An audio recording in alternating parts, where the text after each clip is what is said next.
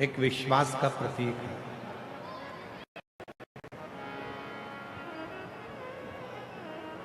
कितना दृढ़ भरोसा, कितना दृढ़ विश्वास आपका शिव के प्रति है।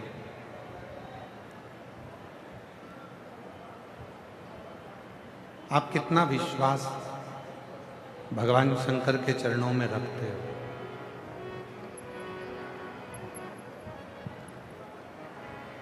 कितना भरोसा आप भगवान शिव के चरणों में रखते हो,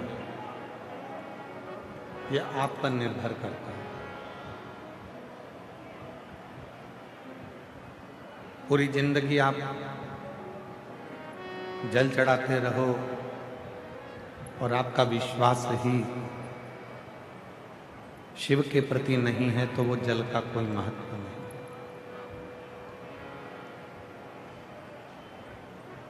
मूल है आपका भरोसा, मूल है आपका विश्वास।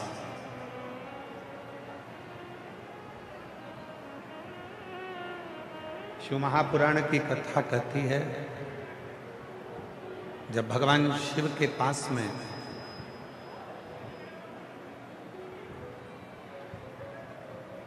एक जीव भी जाए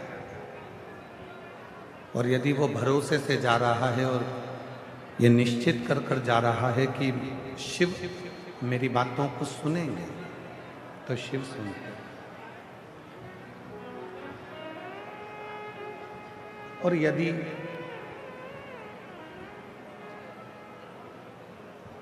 संसार का कितना भी विद्वान से विद्वान व्यक्ति क्यों ना हो,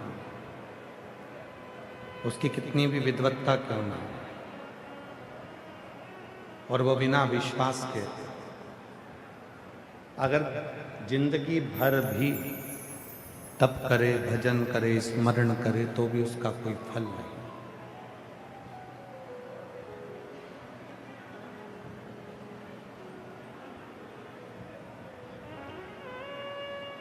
आप कैसे वस्त्र पहन रहे हो ये शिव को मतलब नहीं। कैसे वस्त्र आपने पहने ये भगवान शंकर को उससे मतलब नहीं। कितने सुंदर वस्त्र पहने ये भी भगवान शिव को मतलब नहीं।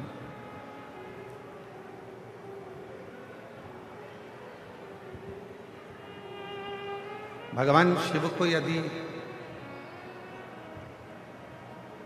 आपसे चाहिए तो केवल वस्त्र की सुंदरता नहीं, चेहरे की सुंदरता नहीं, स्वरूप की सुंदरता नहीं। शिव जी को यदि चाहिए तो आपके केवल मन की सुंदरता होना चाहिए और शिव आपको स्वीकार करे।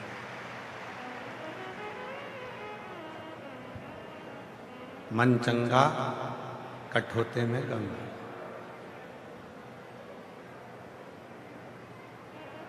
मन ही क्लीन नहीं है, मन ही साफ नहीं है और सोचें कि हम भगवान शिव को प्राप्त कर लें तो भगवान नहीं मिल सकते।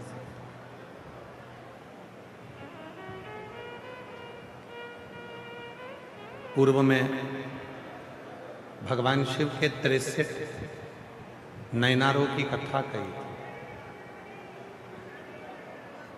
और उन 63 नयनारों में से एक नयनार की कथा कही थी अपर।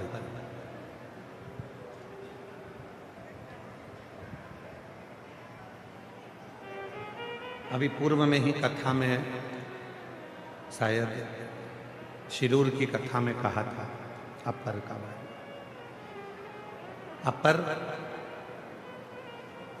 भगवान शिव का बाल्यावस्था में भक्त रहा, भगवान शिव की शरणागति में रहा, भगवान शंकर का भजन करा और एक दिन संगत में बिगड़ गया और दूसरे धर्म में चले गया।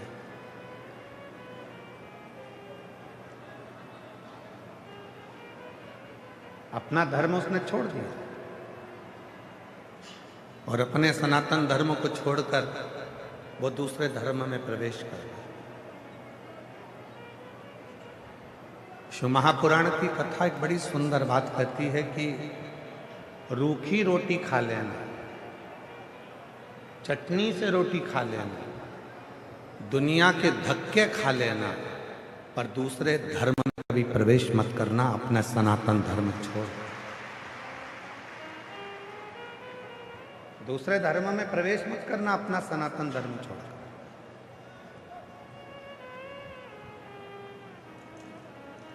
इस सनातन धर्म के लिए, इस सनातन धर्म के लिए तो कई कई भारत की भूमि के ऐसे शेर हुए जिन्होंने अपना शीश कटा दिया, पर धर्म नहीं बदला।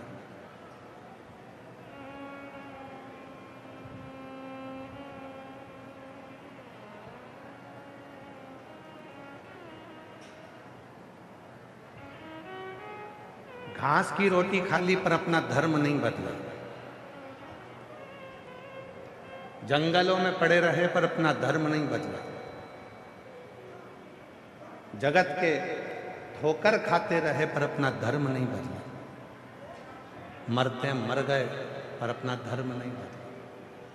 और आज के जमाने में ना जाने लोगों को क्या लाभ मिलता है। अपना सनातन धर्म लोगों को बुरा लगता है और दूसरा धर्म लोगों को अच्छा लगता है। 63 नैनार, भगवान शंकर के 63 शिव भक्त ऐसे हुए जिनकी कथा आज भी पूरा संसार गाता है। उनको नैनार कहा गया। गिनती में वो 63 नैनार है। 63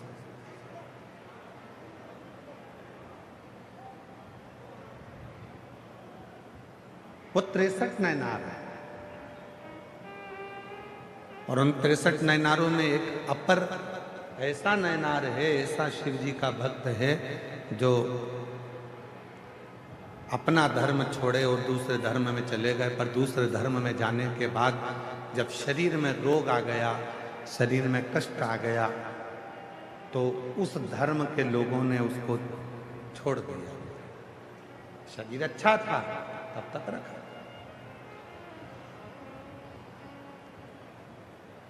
शरीर श्रेष्ठ था तो रखा, फिर छोड़ दो।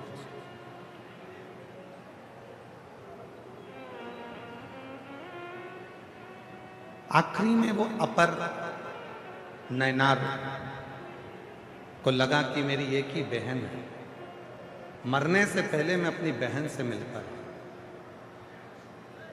और वो नैनार अपनी बहन से मिलने के लिए गया। और बहन ने देखा कि ये बहुत बीमार है, रोग हो गया है, इसको दूसरे धर्म के लोगों ने लाकर यहाँ छोड़ दिया है, ये किसी काम का नहीं बचा। तब इसको यहाँ लाकर छोड़ा।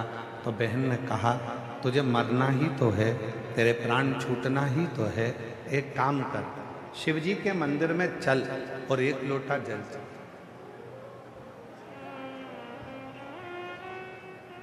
वो अपर नैनार ने कहा कि मैं शंकर जी के मंदिर जाऊंगा तो लोग क्या कहेंगे कि ये पहले तो उस धर्म में चले गया और अब वापिस पलट कर आया और शिव जी के मंदिर जाना चालू कर दिया।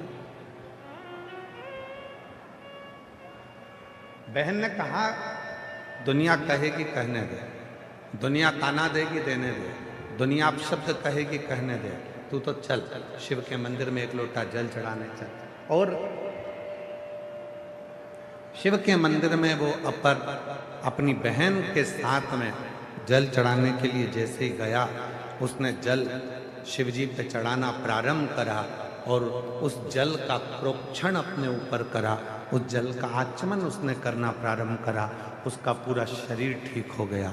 शरीर ठीक हुआ तो अब वो दूसरे धर्म के लोग, जिस धर्म में वो पहले चले गया था, उस धर्म के लोग उसको लेने के लिए आ गए।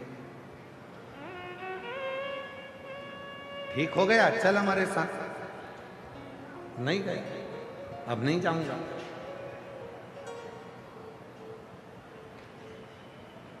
जब दुनिया के धक्के खा लेता है इंसान, जब दुनिया की ठोकर खा लेता है इंसान, और ठोकर खाने के बाद जब देवाधिदेव महादेव की शरणागति में जाता है, तब उसका जीवन सार्थक हो पाता है।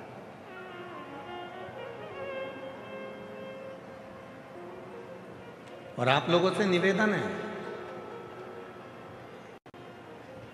जब सारी दुनिया ने तुमको ठुकरा दिया, हर तरह से तुम हताश हो गए हो, हर तरह से तुम दुखी हो गए हो, तकलीफ में हो गए हो, और तुमको कोई सहारा दिखता नहीं हो, आसरा नहीं दिखता हो, तब आखिरी में मेरे महादेव को एक लोटा जल चढ़ाना प्रारंभ करना, सारी राहें तुम्हारे सामने खुलकर आ जाए, सारी।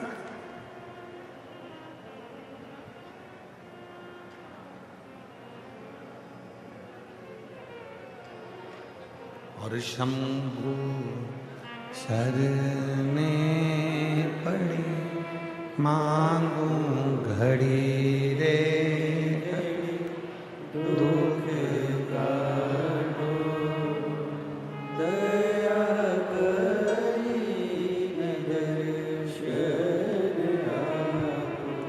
ओ शंभु शरणे मांगू घड़ी रे घड़ी, दुख काटो दया करी दर्शन आपो। शंभु शरण पड़ी मांगू घड़ी रे घड़ी, दुख काटो दया करी दर्शन आपो।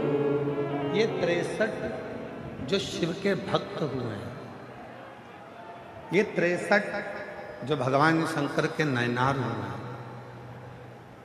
ये 63 जो शिव के उपासक हुए हैं, इनकी कथा केवल कथा नहीं है, इनकी कथा हमारे जीवन में एक उद्देश्य, हमारे जीवन का एक लक्ष्य, हमारे जीवन की एक मंजिल निश्चित कर देती है,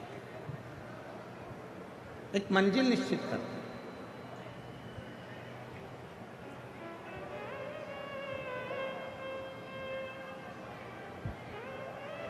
ये 63 नैनारों की जो कथा है, ये हमारे जीवन में एक बल उत्पन्न करती है, हमें बल देती है, हमें अविरल भक्ति प्रदान करते हैं। क्यों? ये मीराबाई की कथा, कनमाबाई की कथा, नामदेव जी की कथा, तुकाराम जी की कथा, रामकृष्ण परमहंस जी की कथा, श्री रामानंद स्वामी जी की कथा, निम्बाकाचार्य जी की कथा, श्रीमद् वल्लभाचार्य जी की कथा, ये जितने भी भारत की भूमि के जो संत हुए हैं, इनकी संतों की कथा हम क्यों सुनते, क्यों श्रवण करते? जिससे हमारे भीतर भक्ति प्राप्त हो, भक्ति का बल बने।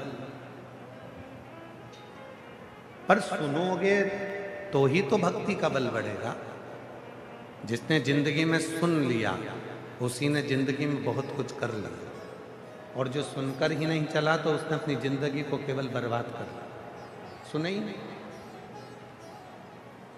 पर क्या सुनना है, कैसे सुनना है, और क्या सुनकर अपनी जिंदगी में उतारना है, ये आपको आना चाहिए। ये कोई सिखाने वाला नहीं होगा आपको कि आपको क्या सुनना है और क्या नहीं सुनना, और क्या अपनी जिंदगी में उतारना। अयोध्या में एक थी मंथरा, लोग कहते हैं उसने कैकेयी की बुद्धि बिगाड़ दी। शिव महापुराण की कथा श्री रामचरितमानस का छोटा सा संवाद लेकर चलती है। ऐसा नहीं कि राम कथा शिव महापुराण में नहीं है, छोटा सा संवाद रामचरितमानस का शिव महापुराण में वर्णन आता है। एक मंथरा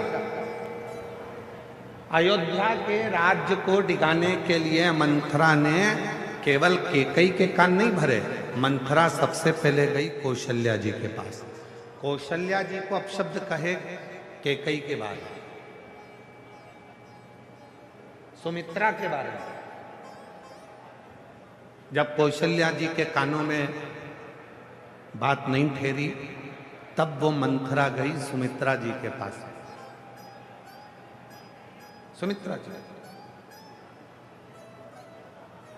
सुमित्रा जी ने भी उसकी बात नहीं मानी।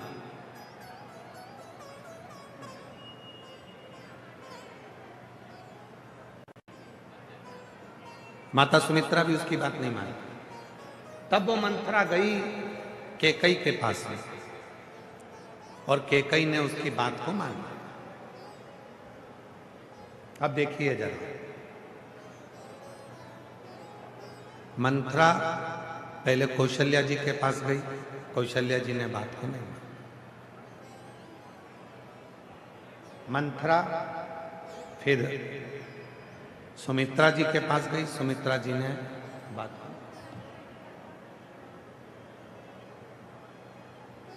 फिर मंथरा गई कैकई के पास और कैकई ने बात को मान ली। और इसके बाद भी मंथरा गई, ऐसा नहीं कि मंथरा कैकई के बाद कहीं नहीं गई। मंथरा गई, जब भरत जी अपने नाना के घर से आए तो मंथरा उनके पास भी गई। और जो भरत जी के पास जाकर मंथरा ने बोलना चालू करा तो भरत जी को गुस्सा आया और मंथरा को उठाकर पटक दिया। उसने नहीं सुना, भरत जी ने भी नहीं सुनी, कौशल्या जी ने भी नहीं सुनी, सुमित्रा जी ने भी नहीं सुनी। सुनी तो केवल एक ने सुनी, वो कैकई ने सुनी। उस मंथरा ने कौशल्या जी के माध्यम से घर को तोड़ना चाहा, उस मंथरा ने सुमित्रा जी के माध्यम से घर को तोड़ना चाहा। उस मंथरा ने देख लिया कि जब कहीं काम नहीं चला तो कैकई के पास भी गई, वहां जाकर कान भरे, वहां जाकर थोड़ा सा कानों में जहर घोला और उसने घर को तोड़ दिया।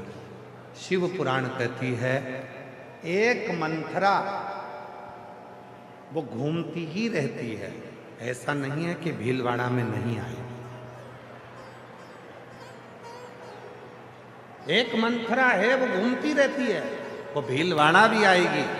तुम्हारे घर में जितने सदस्य हैं, तुम्हारी सास है तो उसके पास भी जाएगी, जेठानी है तो उसके पास भी जाएगी, देवरानी है तो उसके पास भी जाएगी, और वो मंथरा तुम्हारे पास भी आएगी। अब मंथरा ये देखती है कि किसके माँ बाप के संस्कार कैसे हैं। कौशल्या जी के माता पिता के संस्कार समझ में आए, सुमित्रा जी के माता पिता के संस्कार समझ में आए, और कैकई जी के माता पिता के संस्कार सामने आए। वो मंथरा आई,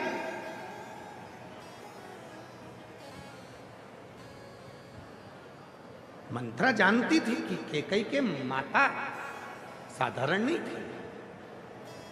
आप सभी ने रामचरितमानस में स्मरण करा होगा, कैकई के पिताजी को, कैकई नरेश को एक वर था। कैकई नरेश को एक वर था, कोई पक्षी अगर आपस में बात करेंगे तो वो सुन लेते थे कि बात क्या कर रहा है। कोई पशु आपस में बात